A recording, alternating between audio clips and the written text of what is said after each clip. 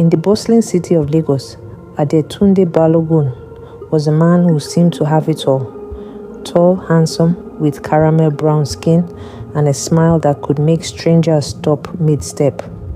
At 35 years old, he was one of the most successful young business owners in the city. He owned a thriving furniture company. His cars turned heads. He drove the latest cars, dressed like a model straight out of a GQ magazine, and lived in an upscale apartment in Victoria Island. People envied him. Men admired him. Women desired him.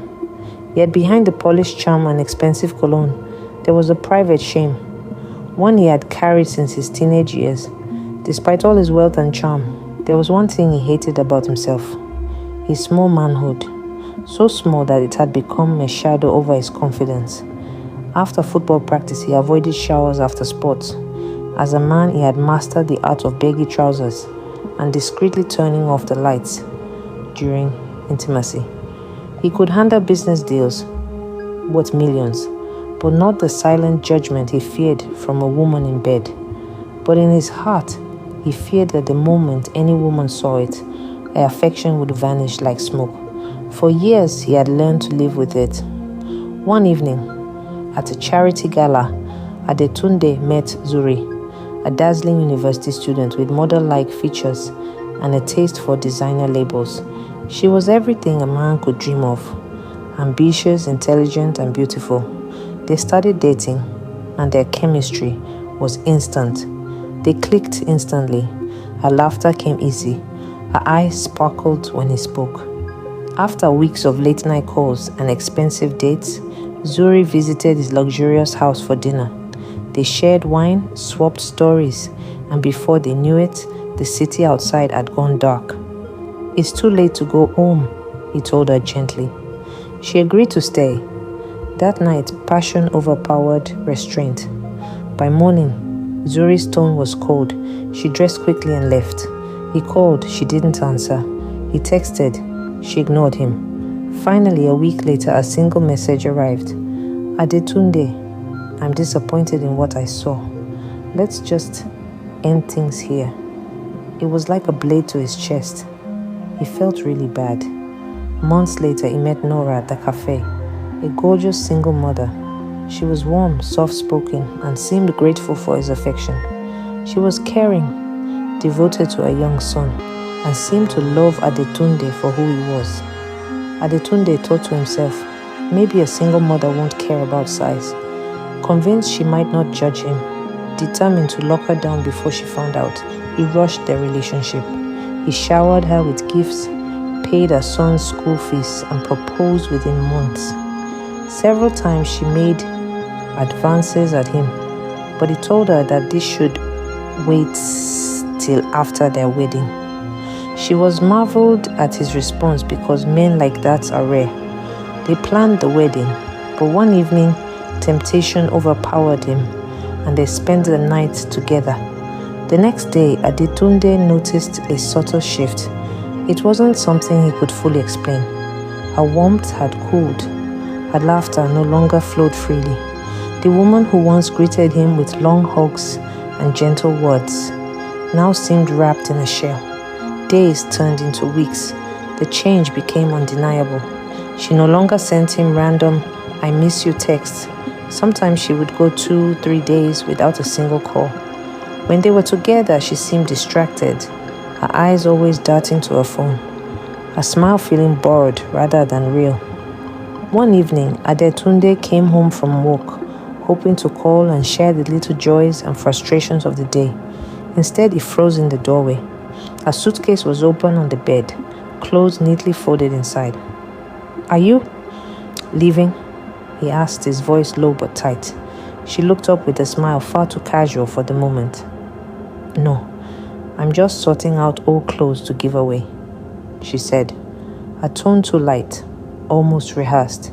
Before he could question her further, she grabbed a small pile of items and walked into the restroom. Adetunde's eyes fell on her phone, lying face up on the couch, unlocked. A war began in his chest. He hated snooping, but something deep inside whispered, "Look." He picked it up. The screen revealed a group chat with her friends. At first, just words. Then, meaning. Then, the blow. Laughter-filled messages mocking him, plans and secrets that twisted his stomach into knots. And the worst, our friends calling him names. The words hit him like a sledgehammer. Each sentence was a punch. That man is loaded, but Omo, his thing is like small plantain. You, marry him. God forbid, just collect your benefits and bounce. When she came out of the restroom, he confronted her. She didn't deny it. She simply said, I was going to tell you, I can't marry you. The wedding was cancelled. For days, Adetunde shut himself away. He didn't go to the office, didn't answer calls, didn't even step out to get fresh air. His once immaculate living room became cluttered with untouched plates and half-drunk bottles of beer.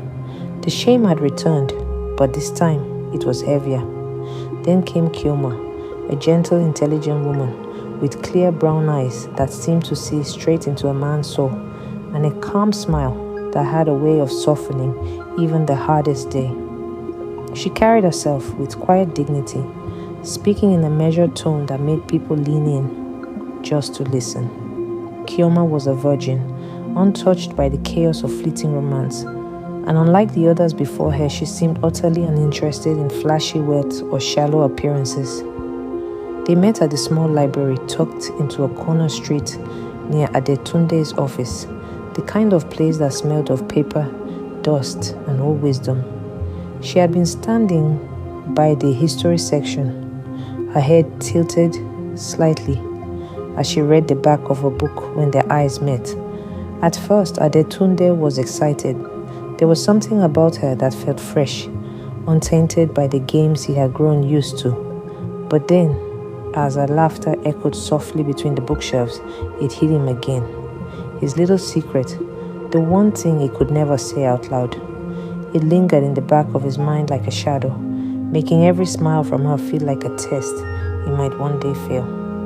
Chioma liked Adetunde for his calm nature, for the humility in his voice when he spoke, for the way he listened without trying to impress. She didn't care for his designer suits or polished shoes. What caught her attention, what pulled her in deeper, was his kindness, the small quiet gestures that most people overlooked.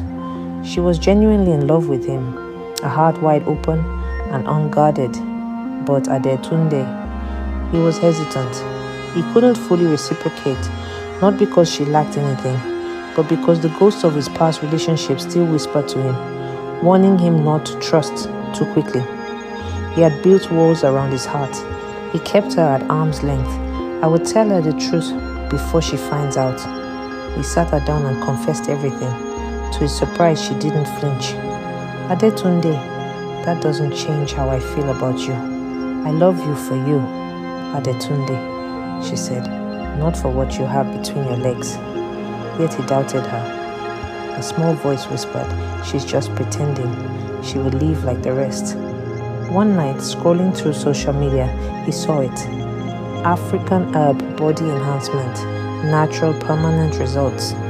The before and after pictures pulled him in. The reviews claimed miracles. Curiosity turned into obsession. He sent a message. The reply came instantly. Meet me in Eiffel Town. Come alone. The contact sent him an address far outside Lagos. The next morning, Saturday, he told his employees and clients he was going on a business trip. The journey took hours. Pothole-riddled roads, dusty winds. He finally reached a remote village. There, he left his car and walked for nearly a mile through overgrown grass until he saw it, an ancient vine-covered building surrounded by tall Iroko trees. Inside, the air was thick and musty. Candles burned on a table beside jars filled with powders, bones, and roots. An old man, dark-skinned with eyes too sharp for his age and deep tribal marks. His name was Baba Aro. He smiled. "Welcome," the man said in a voice like dry leaves rustling. "You came to collect what the gods did not give you." He studied Adetunde from head to toe. "You have come to collect what your creator withheld. But remember, there is a price for everything." He handed over a small clay jar filled with black powder. "1 spoon in water each morning for 7 days. Do not take more than instructed. Break this, and the gods will take their due. How much? Adetunde asked. The man chuckled. No payment now. When you see the results, you will return. And so he left. Back home, Adetunde's excitement was uncontrollable. The next morning, he poured half the jar into water, more than triple the dose. Fast results, fast freedom. He took it and left for work that day. In the workplace, Adetunde couldn't concentrate. Every hour he would run to the restroom to check his manhood, to see if the potion is working. But nothing. After work hours, he rushed home to check again. But he saw nothing. He didn't feel anything. Nothing happened that day. Frustrated, he drank the remaining half that night. The next morning, sunlight spilled through the half-open blinds, cutting soft golden stripes across his bare chest. He shifted under the sheets, still groggy, and then froze. Something felt different. He pulled the blanket back, and his eyes widened. It was larger, much larger. By the second morning, he couldn't sleep from the anticipation. When the first rays of dawn touched his face, he threw the covers aside. It wasn't just larger now, it was huge. The change was undeniable, almost surreal. From that day, his confidence didn't just grow, it exploded. He began dressing with purpose, fitted trousers that hugged his frame, tailored to perfection, shorts so tight they left little to the imagination, and crisp shirts unbuttoned just enough to reveal his sculpted chest. By the pool, he posed shirtless for photos, water droplets glistening on his skin under the afternoon sun. The pictures flooded his social media, and the reactions were instant. Women slid into his inbox. Some didn't bother with words, just invitations. Soon his days blurred into nights, dimly lit clubs, pulsing music, the smell of perfume mixing with expensive cologne, whispered conversations in dark corners, champagne bottles popped while laughter and flirtation surrounded him. It was intoxicating, addictive. Every glance, every touch, every conquest seemed to feed the fire of this new life, a life he had no intention of giving up. A week after, one early morning, he woke before the sun. His heart was pounding in his ears. As he looked down, his jaw dropped. It was massive, bigger, much, much bigger. A laugh burst out of him, followed by a yell of pure joy that echoed through the quiet room. He clutched his head with both hands, pacing in disbelief. His reflection in the mirror, grinning back at him like a man who had just stumbled upon a miracle. But instead of stopping, he reveled in his new power.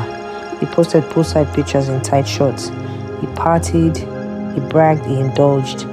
Other guys envied him because he got the cash and the looks. As days go by, the changes refused to slow. One morning, he'd wake with the same stunned curiosity, pulling back the sheets to find his manhood had grown yet again. Thicker, heavier, undeniably larger. At first, he tried to laugh it off. Maybe it's just because I've been busy, he told himself, remembering the late nights and fleeting encounters. But deep down, a whisper of unease began to take root. Each day, the weight was different, a constant reminder, tugging at him, altering the way he walked, the way he sat.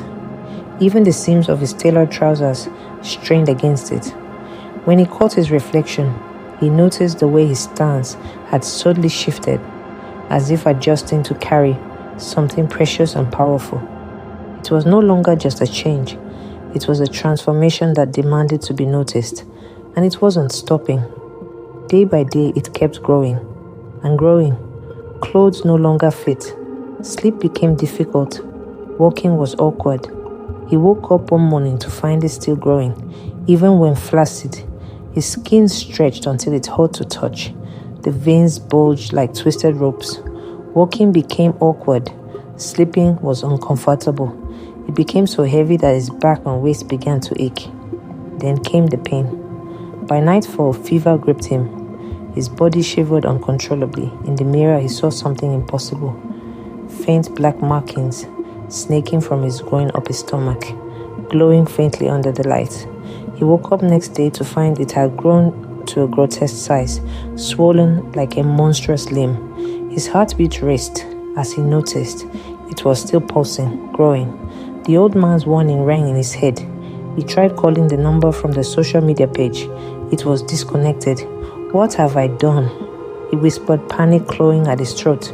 He had disobeyed the old man's instructions, greedily consuming the entire potion in 1 day instead of 7. Now the magic or curse was spiraling out of control. At first, Adetunde tried to hide it. He wore multiple layers, tightened belts, and even wrapped cloth around his waist to compress the grotesque growth. But it was impossible. His trousers split at the seams. His walk became an awkward waddle, and people on the street stopped to stare. Whispers followed him. Is that a weapon under his clothes? Worse still, the women who once flocked to him now recoiled in fear.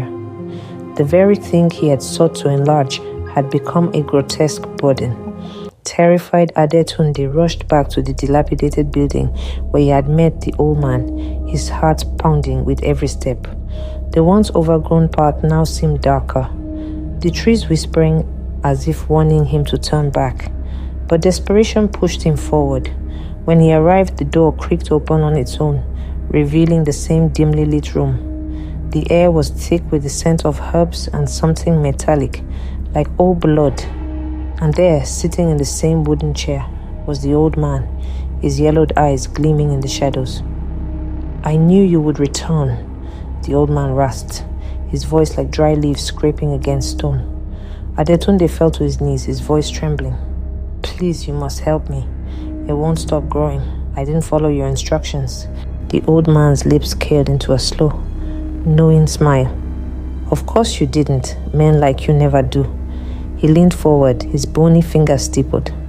Tell me, Adetunde, was it worth it? The shame? The fear? The way women now look at you? Not with desire, but with horror. Adetunde's stomach twisted. I was a fool, please reverse it. The old man chuckled, a sound like cracking bones. Reverse it? Oh no, my son. The potion does not work that way. It gives you exactly what you ask for, and then some. You wanted size? Power? Now you have it, more than any man should bear. Adetunde's breath came in short gasps. There must be a way. I'll pay anything. The old man's grin widened. Anything? I said not to disobey. The old man interrupted. But you did. Greed consumed you. Now the curse has taken root. The old man leaned forward, his breath smelling of earth and decay. There is no remedy. The potion was never meant to enlarge. It was meant to expose. Expose what? Your weakness. Your vanity. The old man's chuckle was a dry, rattling sound. You thought your manhood made you a man? Look at you now, more beast than human. Adetunde's hands trembled. Then why did you give it to me? The old man's grin widened. Because men like you always come. Desperate, willing to bargain with things they do not understand. He stood, his bones cracking like breaking twigs. Now, you belong to the cause. With that, the old man turned and walked into the shadows and vanished. Adetunde stumbled out of the building, his mind racing. The weight between his legs was unbearable now, dragging against the ground like an anchor. People on the street screamed and ran at the sight of him. He locked himself in his home, curtains drawn, phone off. But the growth didn't stop. It pulsed, twisted, alive. Adetunde, a voice, soft and mocking, coming from it. He screamed, clawing at his own flesh, but the laughter only grew louder. Weeks passed, and Adetunde's condition worsened beyond human comprehension. The monstrous growth, now a pulsating veined mass, had taken on a life of its own, twisting around his waist like a parasitic serpent. A foul stench seeped from it, thick and rotting, filling his home with the reek of decay. Yellowish liquid oozed constantly, staining his clothes, his bed sheets, his skin. Then Chioma came, frantic after days of no contact, broke into his home. What she found made her collapse in horror. Adetunde was curled in a corner, his body wasting away, but it had grown into something monstrous, coiled around him like a serpent. His eyes were wild, unseeing. Adetunde, she sobbed. He looked at her, tears streaming. Kill me, he begged, before it consumes me completely. But Chioma refused to abandon him. She brought healers, even rogue scientists, but none could help. One traditional doctor took one look, made a holy sign, and fled. Chioma, desperate and heartbroken, could no longer bear the sight of Adetunde's suffering. His once handsome face was now gaunt, his body withered from the relentless torment of the monstrous growths that had consumed him. The stench of decay clung to him like a second skin, and the dark, viscous discharge had stained everything he touched. With no other option left, she took him to the last person she believed might have answers, an ancient blind seer who lived deep in the forest, a woman rumored to have communed with spirits for longer than anyone could remember. The old woman sat motionless in her dimly lit hut, her milky eyes staring past them as if seeing into another world. The air was thick with the scent of burning herbs and something older, something primal. Chioma fell to her knees, tears streaming down her face. Please, mother, help him. There must be something, anything you can do.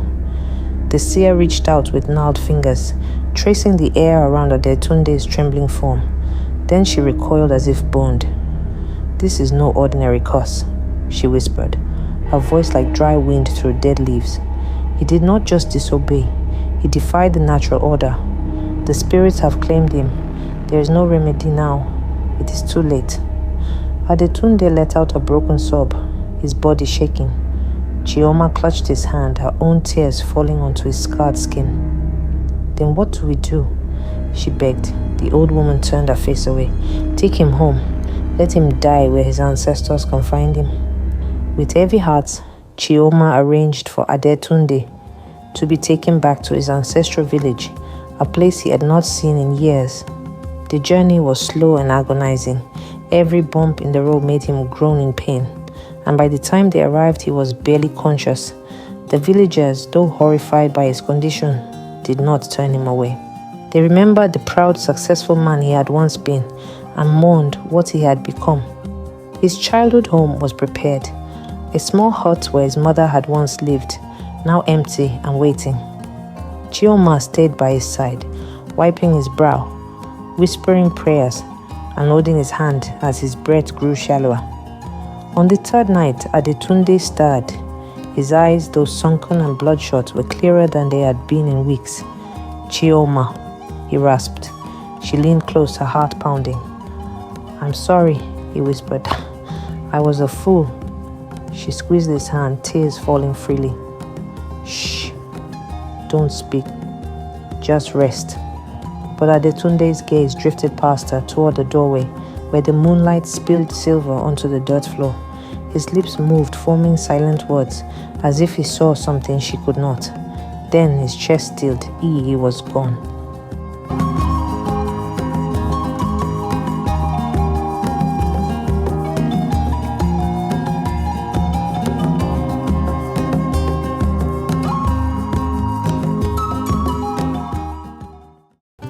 The villagers buried him at dawn beneath the shade of an ancient baobab tree. They washed his body with sacred herbs, wrapped him in white cloth, and laid him to rest with whispered pleas to the ancestors to guide his spirit gently. Chioma stood at the graveside long after the others had left, her heart a storm of grief and regret. You are enough, she whispered to the wind. You always were. Moral lesson. The greatest prison is the one we build for ourselves. Adetunde was not cursed by the potion. He was cursed by his own shame. In his desperation to be loved, he forgot that love cannot be bought, borrowed, or forced. It is given freely or not at all. God do not punish men for their weaknesses. He punished them for refusing to see their own strengths. Adetunde's tragedy was not his body, but his blindness. He had wealth, respect, and a woman who loved him truly. Yet he traded it all for a lie, because he could not believe he was already enough. Beware the things you chase in darkness, for they will always outrun you, and the things you flee from will always find you. Adetunde ran from his truth until it became his tomb. And that's another page from the story library, your portal to endless stories. If you enjoyed this chilling tale, don't forget to like, share, and subscribe. Thanks for watching.